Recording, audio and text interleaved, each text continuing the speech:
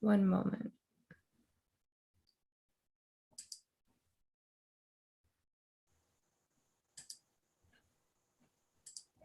Alrighty, welcome everyone to the December 9 REC, Rochester Environmental Commission meeting. The REC reviews projects that are type 1 actions under the State Environmental Quality Review Act and requires city approval and or funding.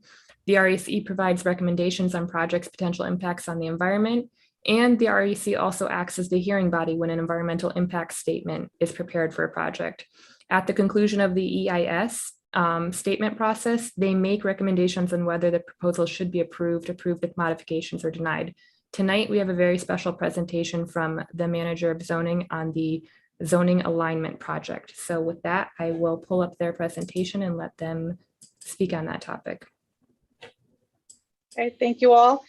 And thank you, board members. Tonight, we're going to do a presentation to give the board an update on where we are on the zoning alignment projects. Next month, we will also ask the board for referral determination on whether this should have to do an environmental impact statement. Just as a point of note, we do plan to do an environmental impact statement, but we still need to go through the process of requesting the referral. We have a special guest, Doreen Kirkmeyer, who's been leading the ZAP project. Many of you have seen her giving updates to various boards, and I'm going to turn it over to her so she can do the presentation, and then we'll be available for questions. Thank you. Thanks, Roseanne. Yep, my name is Doreen Kirkmeyer, and I'm going to talk about the zoning alignment project. But first, I just want to make a note here that I have retired and I am working part-time on this project. But I did serve with the city for 32 years, and 24 of that I was staffing the Rochester Environmental Commission. So it's really a pleasure for me to be back before the Environmental Commission.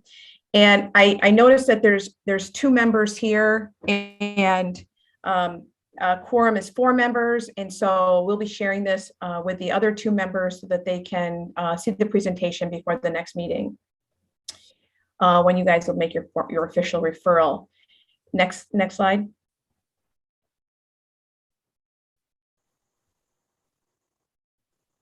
So there's a lot of words on these slides, so I apologize for that. The reason for it is because I wanted you guys to be able to hold on to these slides and keep them for reference, so that, because this is going to be a long process, and I want you to be able to look back and remind yourselves why are we involved in this, what is our role, and just that broad overview of the ZAP project. So some of the ZAP goals, there are many, but some of the main goals here is to align the new zoning code with the Rochester 2034 comprehensive plan. So Rochester 2034, as you guys know, because you were involved in that, or you had a presentation on it, it was adopted in November of 2019, and it is our comprehensive plan for the city. The placemaking plan was adopted as part of that project, so it's officially in city code. It's in chapter 130 of the city code. So I urge you to look back and remind yourself what's in the placemaking plan, and actually in the whole Rochester 2034, because it does relate directly to the zoning code update, the basis for the direction we're taking. And it's just a really good idea for you guys to remind yourselves what is in that. So that's rochester2034.com.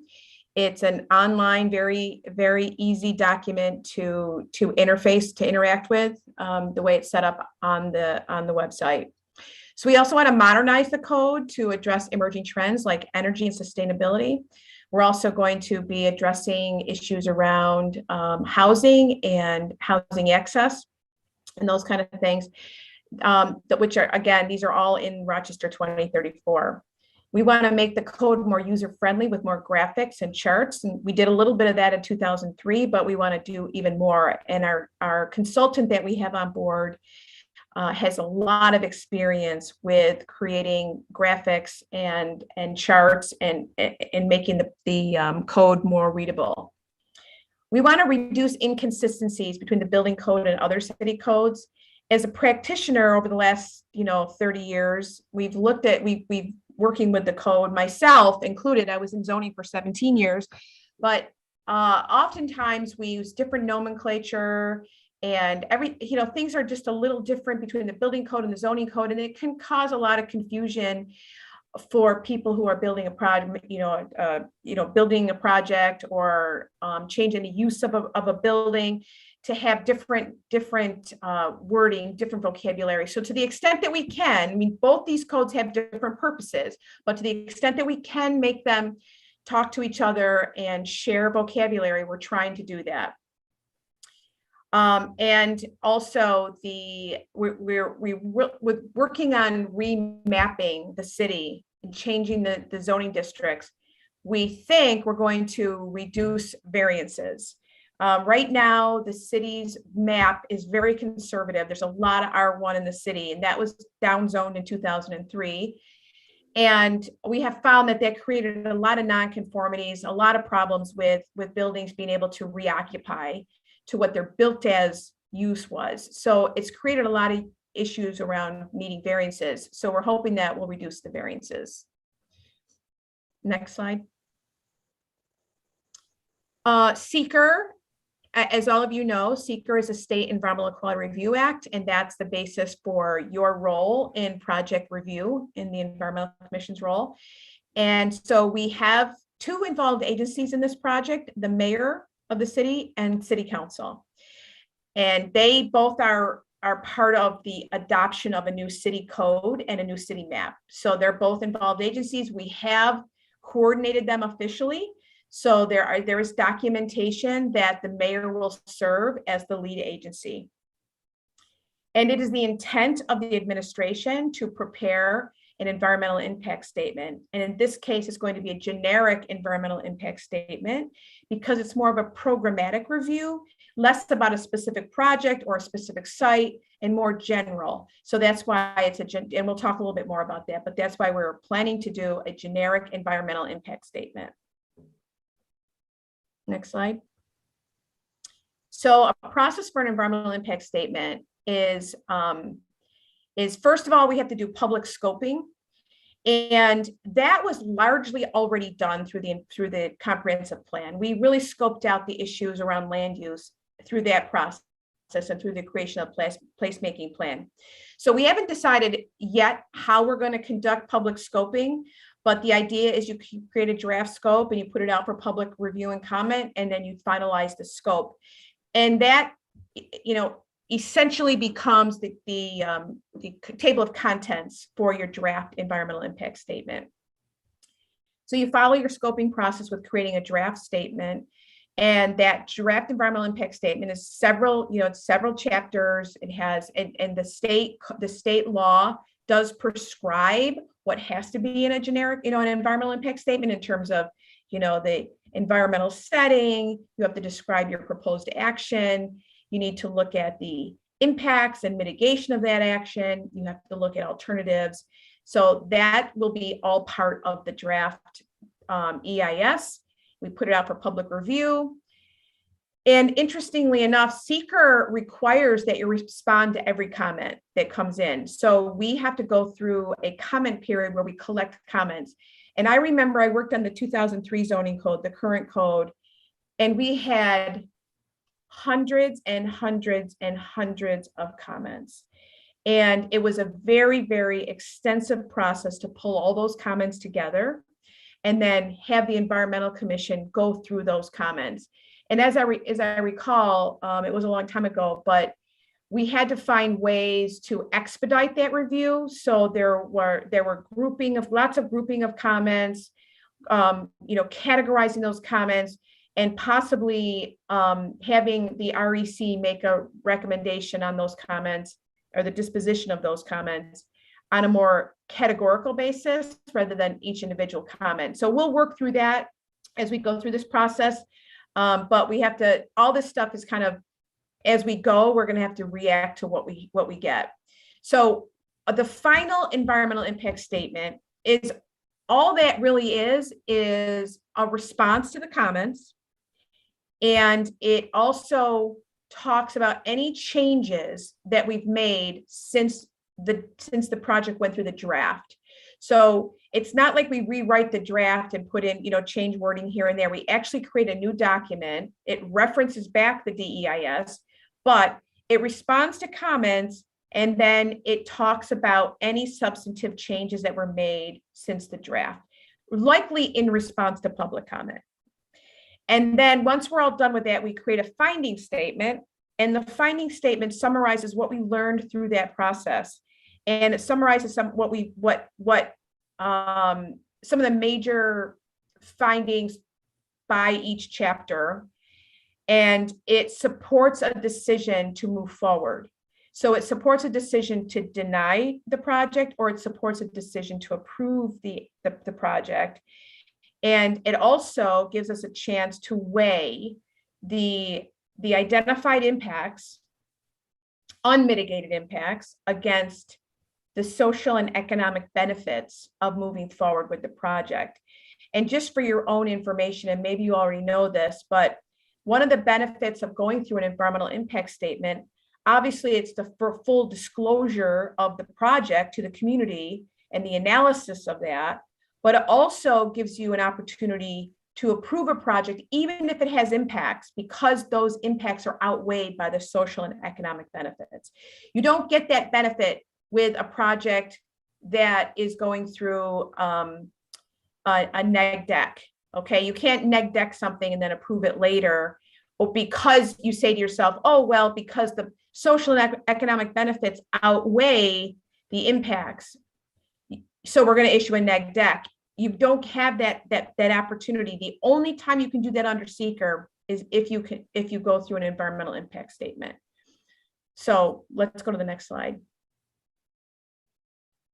So, okay, so here I did do a slide on the EIS Advantages.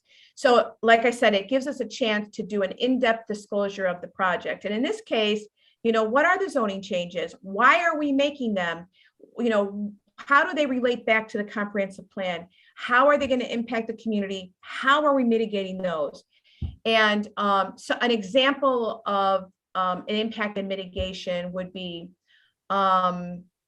we are, and now I'm drawing a blank, Roseanne, but one of the things we talk about is height, and what should be the height of projects in different districts.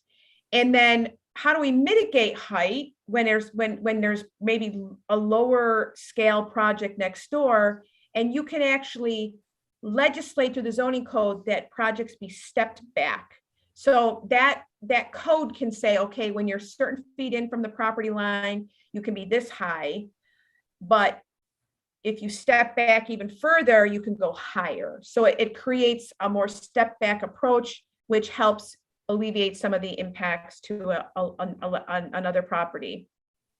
What was the other one, Roseanne, that I gave you? Was the other one was to change the use Yes. the use variance to a two-step process. Right. So here's, one of the things that we're going to talk about in the new code is eliminating the prohibited variance. And we've already talked about this with the Planning Commission. This is something we're moving forward with that the community has already heard about. But the prohibited variance is something that has been questioned. The legality of it has been questioned. And it also denies people any kind of form of relief for certain proposals. So we're eliminating that from the new code. Well, one of those things is that you could never do a two-family in a residential district. You could never apply for a use variance, okay?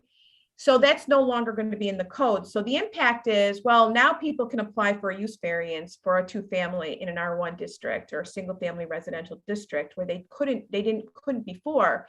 So what we've done is we've stiffened a little bit the use variance process and made it a two-step process. And it's a little more, it's not really legally more difficult to get, but it is, it focuses a little more on economic impact, which I think is which gives, it definitely is a little tighter process as we move forward. So these are the kind of impacts and mitigation when you're talking about code. What are you talking about when you talk about impacts? Because it's not as clear as this project is going to generate noise. So what kind of noise attenuation are they adding to the project? It's not simple like that. that's, it's a code, so it's harder to really distinguish impacts and mitigation. More difficult than if it was a project being proposed. So we will talk about alternatives with the code. What if we had done no changes to the code? What are the impacts for that? And then maybe some alternatives within the project, like what if we didn't eliminate the prohibited variance? What are the implications of that? So we can go through a analysis of different alternatives. And then, and that's going to be a little bit more difficult for us, because it's much easier to do an alternatives analysis when you have one building on one site. But when you're talking about the complexities involved with a new code, and the number of different nuances and changes here and there, analysis of alternatives becomes a little more complicated. So we'll have to work through that. And then the other benefit for something especially as complex as a new code and a new map is it does contain the public process. Seeker prescribes the process and it gives us timeframes. So we can, and it tells us how we have to respond to comments. So then it contains the process. The thing you don't want to get into is going to the community, getting feedback, going back to the community and getting more feedback, going back to the community and getting feedback on that feedback, and then going back to the beginning, and then you start to lose track of what you're changing for what reason. So with this contained process, it's much better and easier for us to get the comments addressed and out to the community in a timeline, in a timely fashion. So these are the advantages of doing an EIS, and that's why we selected to do it. Some communities have done a neg deck for a rezoning, but we have elected to do a pause deck for these reasons. Are there any comments so far or questions? Okay, let's go to the next slide.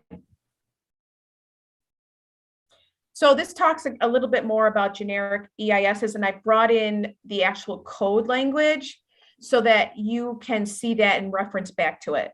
So a generic EIS may be broader and more general than a site or project specific EIS and should discuss the logic and rationale for the choices being advanced. So that gives you an idea why we've selected the generic EIS. It definitely makes a lot more sense. And so the GEIS will describe the proposed code and how it seeks to respond to the directives of Rochester 2034 and emerging land use issues, identify major foreseeable impacts and mitigate those impacts, kind of like we've already discussed. So when we get to the point of kind of organizing the comments, we're probably going to be relying on some of the issues that emerged through Rochester 2034 to help us organize some of those comments. And you'll see, I've kind of in my mind laid out a way to organize the EIS, and I am going to be relying on some of those major goals and strategies in the 2034 plan that relate to land use. So you'll see more of that as we move forward. Next slide. Okay, so let me tell you first of all that the rezoning project itself is a type 1 action, and I'm going to just try to use my memory here, but there's a type 1 trigger in seeker that talks about the rezoning of 25 or more acres. And so we are going to be rezoning the entire city, whether it be an actual change in the land uses allowed in that district, or just by the fact that we're changing the text for that district. So the district may have been single family residential and it's going to stay single family residential, but the code text will still impact that zoning district. So we're essentially rezoning the entire city, and that obviously exceeds 25, I think it's 25 acres. It is, I have it Okay, here. it's 25 acres. Yep. So that exceeds 25 acres. So therefore it's a type 1 action. And so the Environmental Commission reviews type 1 actions. You make a recommendation on whether it should receive a positive declaration or a negative declaration. In this case, we're already going to do a positive declaration. So again, it's almost informational purposes only that it's coming to the REC at this point. But the commission, the Environmental Commission, holds the public hearing, and the city of Rochester requires public hearings for EISs. The state law, the state seeker, does not require public hearings, but the city of Rochester has taken it a step further, and we've said, no, whenever there's an EIS, we want there to be a public hearing. So you will be the hearing body for that public hearing. And so Anna and I and Roseanne will work together, and we'll make sure you have a script and you understand your role, and you'll be able to welcome the community to speak their mind about what they've seen in the draft code that they have seen. So let's see, hearing on the draft EIS, the commission shall submit a report to the city department, which will prepare the final. So basically you're sending it back to the mayor. You're referring this to the city administration, for the mayor. And the mayor, it'll be us on behalf of the mayor, will prepare the final impact statement. So you're giving us the recommendation with a report that summarizes all the comments on the draft EIS and a recommendation for the disposition. So when I say disposition, I can tell you that in my tenure with the Rochester Environmental Commission, I've done this maybe 15 times in all those years. And the disposition recommendation is not, we want you to answer this with this. We want you to take this comment and answer it this way. You tell us, does this comment warrant further analysis? Is this comment already addressed in the EIS and the commenter didn't see it? So we just need to clarify with them where it is in the current document. Maybe you're going to tell us that, this is just an opinion. This doesn't need a response, because some people are going to give us their opinions on it. And, we hate this new code. Okay, well, there's no way to really respond to that officially. So you're going to tell us that's an opinion, and until you do not have to respond to it. And that's a real benefit for the city, because it's nice to have an unbiased group of people, an outside group, helping us kind of figure out what are substantive comments and what are not substantive comments. Seeker only requires that we respond to substantive comments. So there's going to be a whole slew of comments coming in, and you know this, but there's going to be Just close the door. It should be all right because I have my headphones in. Okay.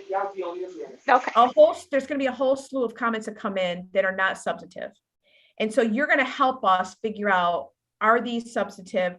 We'll probably go through and do a first blush at it, and then you can tell us whether you agree with us or not. And they're like, no, this has got a substantive comment. We want you to respond to it with more information or more analysis. So this might seem overwhelming the way I'm describing it, but we will definitely work with you to try to get these categorized in a way that you can get through it in a night or a couple nights.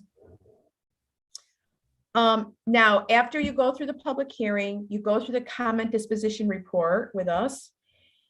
We will send back to you the final environmental impact statement where we've responded to all the comments, we've made changes to the proposal. And at that point, you will read the final environmental impact statement and you make a recommendation to the lead agency on whether you think the project should be approved, whether the project should be modified to minimize expected environmental harm, or whether you think it should be denied. And it is an advisory report, but it definitely puts us on notice of what you think from your perspective. So this is a very involved process for the Environmental Commission, and we will work with you and help you through it. But it's going to be a process for you, and it's going to be extensive.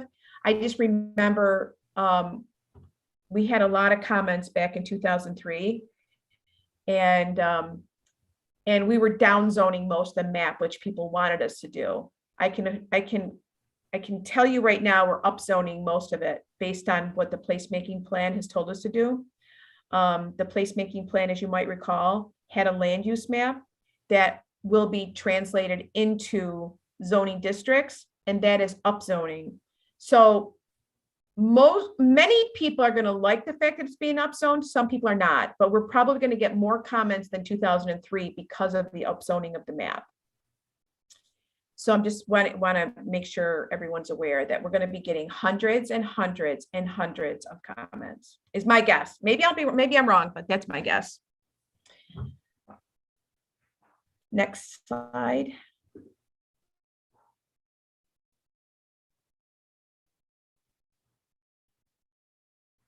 Okay, so I just want to give you a broad overview of where we are in the schedule. We are currently reviewing the code right now, the existing code against what we want to do in the new code. So we're aligning the new code now, and we're creating new text, and that's extremely difficult. And Roseanne can attest to this since she's been here. She's been part of that process now. And you can literally spend 2 hours on one paragraph in the code, trying to make it as legally correct as possible, trying to make it understandable, trying to make sure it addresses the practitioner that's implementing the code, but also responds to community comment and community concerns and interests as that's been expressed over the years through the comp plan. So anyway, it's a very, very difficult process. We've been working on it for a really long time.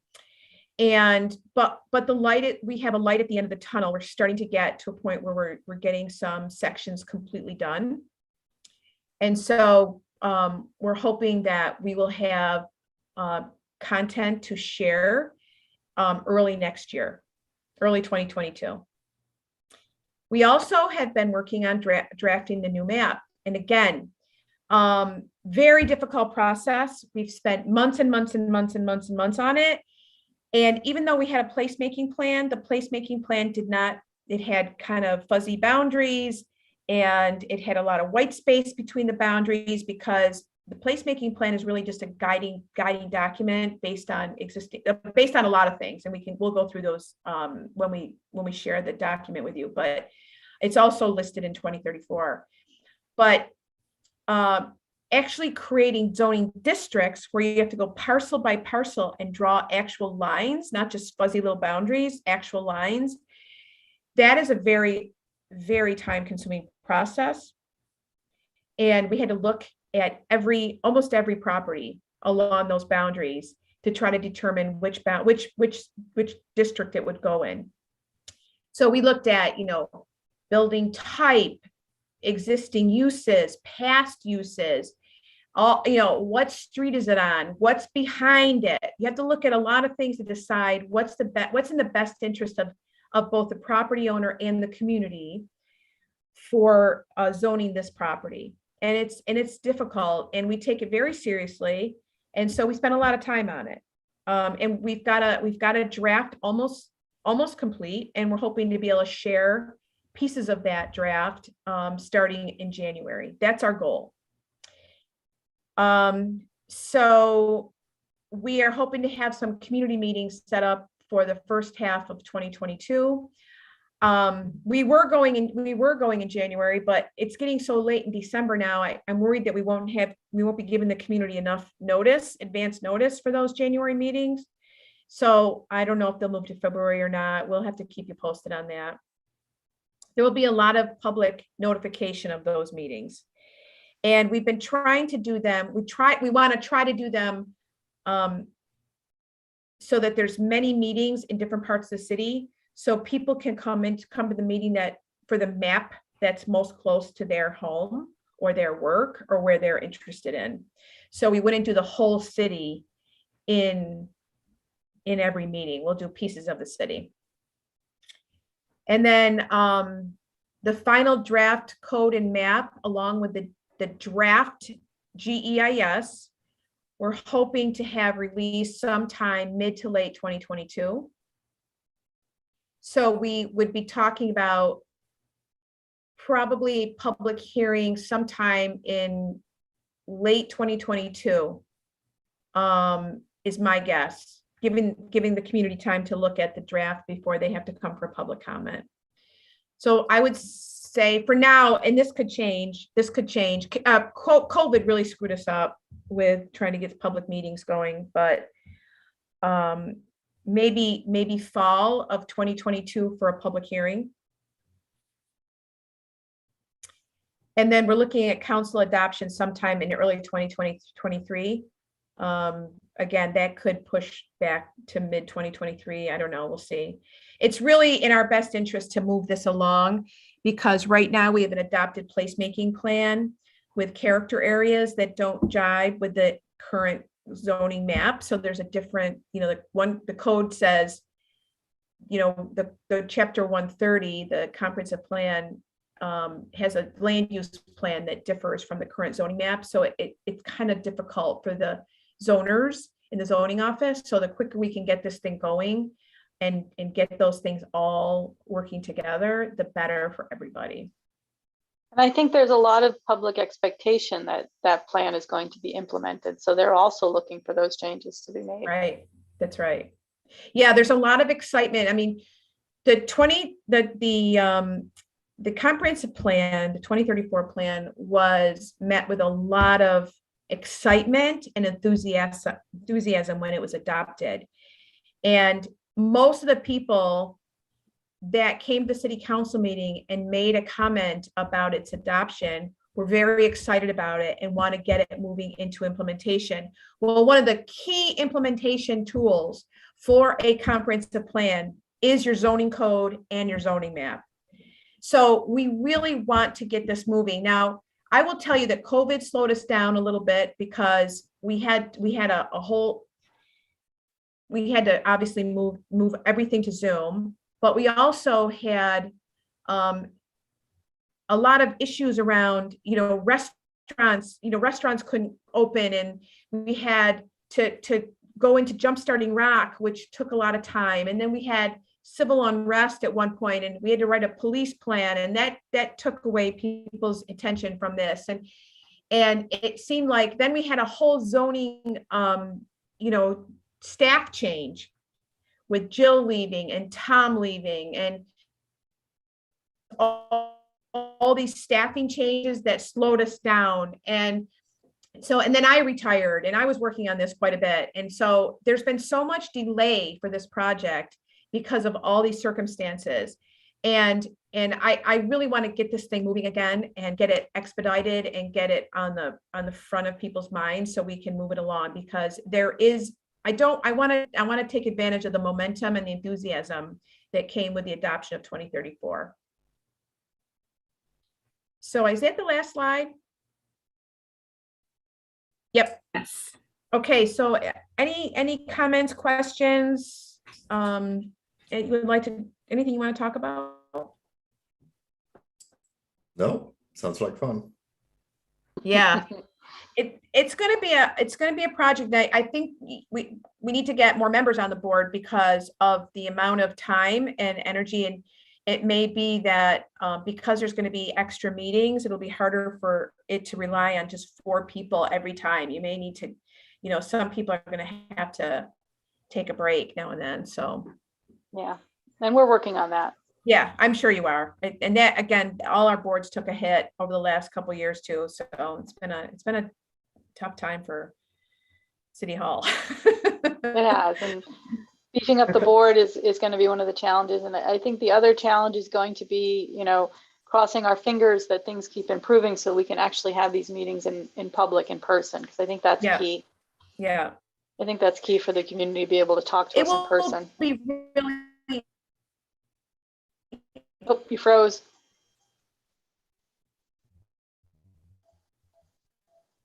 You froze up, Doreen. You might need to turn your video off. It's going to be really hard to have mapping meetings. Okay, am I back? No. You're back, but your picture's frozen. I would just turn your picture. Yeah, you're going to be much better that way. Yeah, I turned it off a while ago. It's just, I have a feeling that people are downstairs in my house. They've suddenly turned things on and now I'm unstable. But anyway, I just think it's really hard to hold mapping meetings over the Zoom. Yeah. And there's so much content and so much interest that we're going to have stations and subgroups and breakout sessions and all that stuff in these meetings. And that's really complicated to do it through Zoom. So I think one of the most difficult things is going to be keeping this subject not only for us on the commission, but for the general public, keeping it generic and general, as opposed to, I mean, I can't say that, we've had to deal with a subject like this, at least I haven't in the past 4 or 5 years. All of the things that we've dealt with are specific things, the expansion of this or, specific to a property and the neighboring properties. And I don't know, I mean, it's going to be difficult for me, if not for all 4 of us on this commission. But for the general public, I think it's going to be even more difficult. And I'm not throwing cold water on it. I'm just saying that you have to maybe do it in, bite-sized chunks or bullet items or somehow, because it is as you know, it's a massive undertaking. yeah, we have had people from the community ask us not to give it all to them at one time. Like, can you make sure that we get it in pieces so that we have a chance to digest it? And I know there are people in the community who go through word by word and wordsmith this and probably give us a lot of detailed comments, but other people just want to hear, like you're saying, like in general, how are you impacting housing access and housing options in the city? How are you helping the pipeline, economic development? How are you helping small businesses to start up on a smaller scale and build? Those are the kind of things people want to hear about. But there will be people who will look at every word. So. Right. And part of the early meetings to go over the map and stuff, or to sort of have that introductory thing before we dive right in to the EIS as well. So yeah, because we don't want the first time the community sees this to be reading the EIF. They should already have a good feel for this before we get that out. Yeah. The idea is to get the GEIS out at a time when the public has already had some opportunity at reading some pieces of it.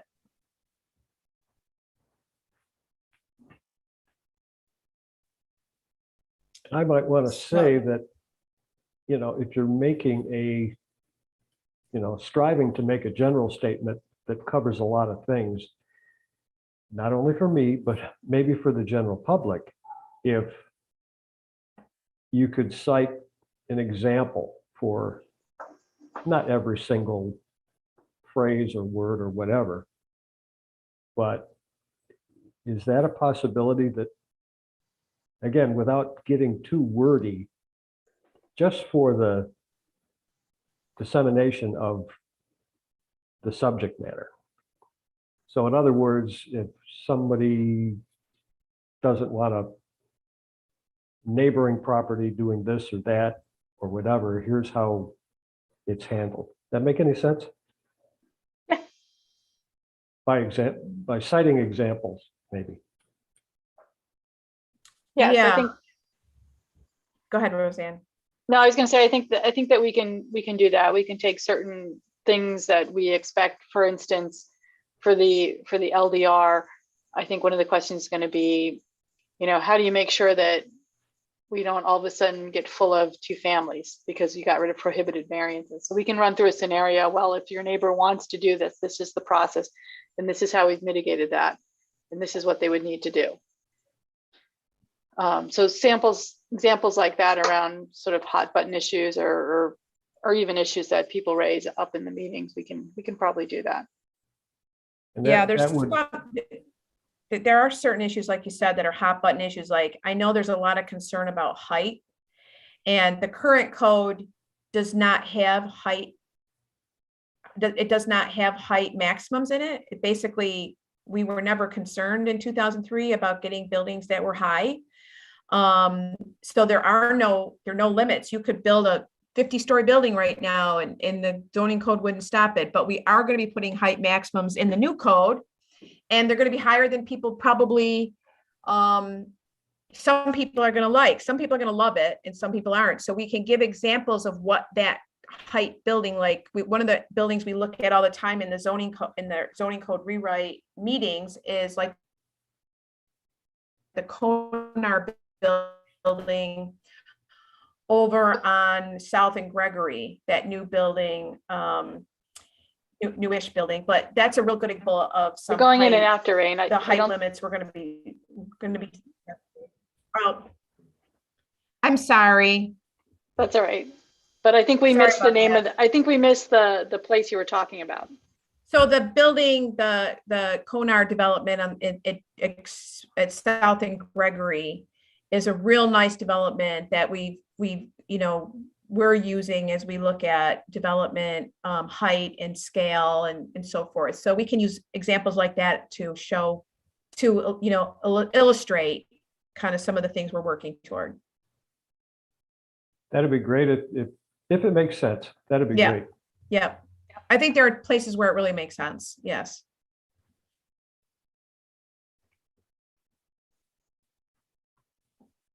I think that's all I have in my notes.